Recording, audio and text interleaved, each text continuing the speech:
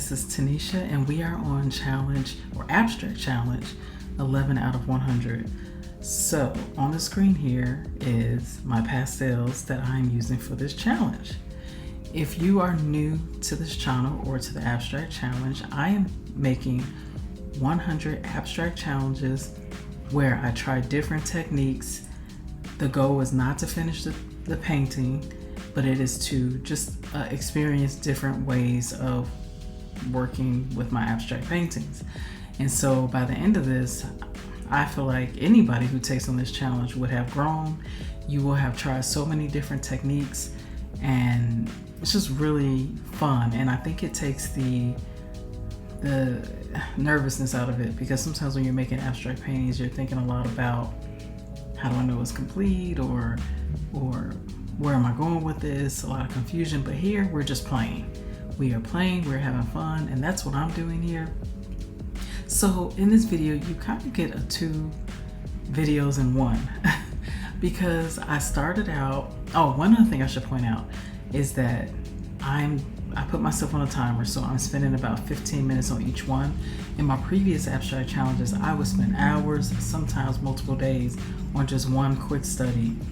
And so I have found this 15-minute timer to really be helpful in helping me experience different tools and techniques without taking too much time. So again, not every painting will be finished, but it will be just a great time to test different techniques.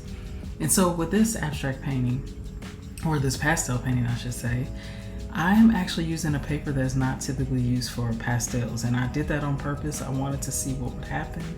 This is a watercolor paper, so it's Canson's watercolor paper. You typically buy it from Michael's. And I have to be honest, I don't like how it turned out as much. And you'll see when we go into the next example of me using actual pastel paper, you'll see how the pastel reacts differently on the paper that it's supposed to go on. Now, I have heard that the pastel paper I used isn't technically the best paper for pastels, but it's definitely better than this watercolor paper.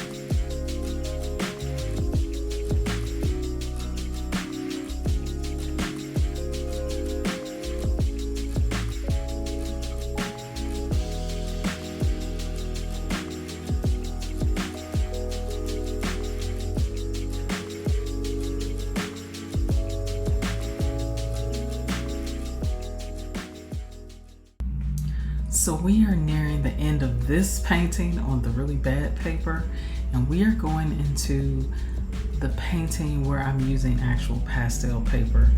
And you will clearly see the difference in how the pastel paper lays down, the pastels lay down on the actual paper. So I have it's definitely a different size than what I typically use for these challenges. And if you've watched my previous video, you know that I moved from an 8x8 to a 5x5 paper, but today we're doing a little bit something different. And again, I am really new to pastels, so I haven't used it a lot. I will tell you that I use my gloves because for some reason I just didn't feel comfortable having it on my hands. And also I used a mask because I'm really sensitive to powders and things like that. So for me, this is probably not one of the mediums I would use a lot because it just has too much powder. And I would rather not feel sick while I'm making art. I don't know about you, but that's important to me. Now, there are a lot of people who do use pastels. They don't have the same issue, but because I have issues with powders and different things like that, it just doesn't work out for me. So you really have to pick out what works best for you. I could definitely do this outside, but again, when I'm making art, I don't want to be totally uncomfortable, and outside is uncomfortable. But as you can see here, the pastels are blending really nicely on this paper. I am sure there's so many techniques I could have used that I didn't use. I just went in and I'm just having fun. This is all about trying things out, experimenting, and sometimes that means not following the rules. I decided purposely, I now have watched pastel videos before, but I decided purposely not to watch any videos or anything before I did this. I just want to simply try it and experiment with it, and that's what I've done. So again, you can clearly see from this view here versus the other one is that it blends better. I basically blended a lot of different colors in here, and the blending is just really, really, really nice.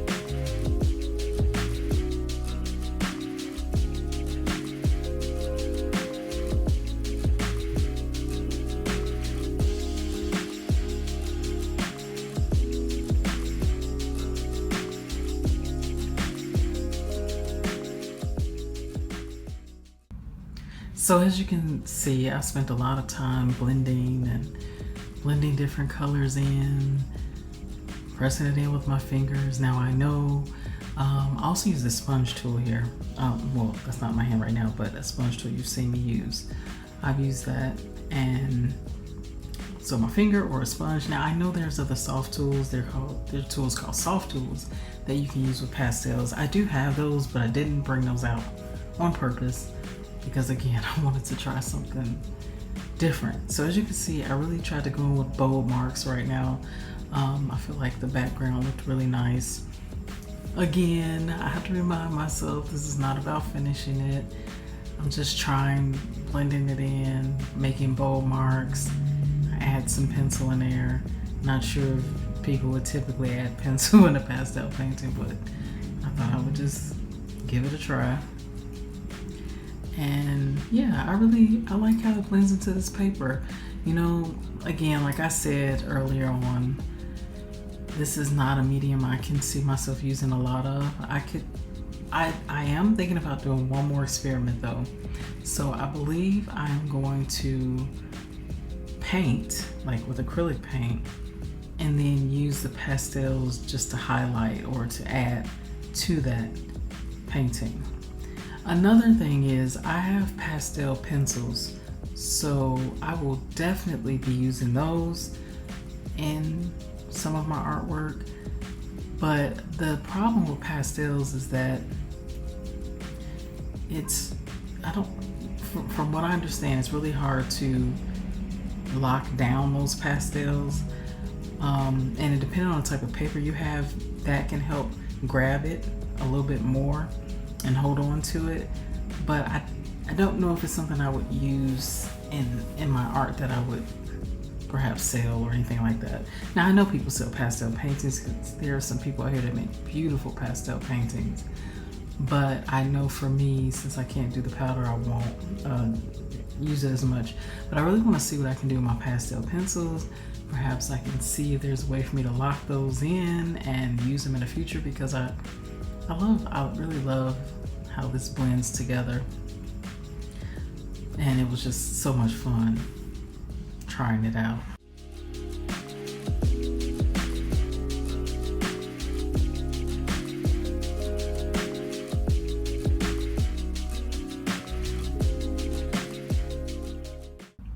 So thank you all so much for watching my video and commenting. I really appreciate it. You know, if you really like the video, please like it and subscribe as well, so you can keep up with the challenge that's going on here.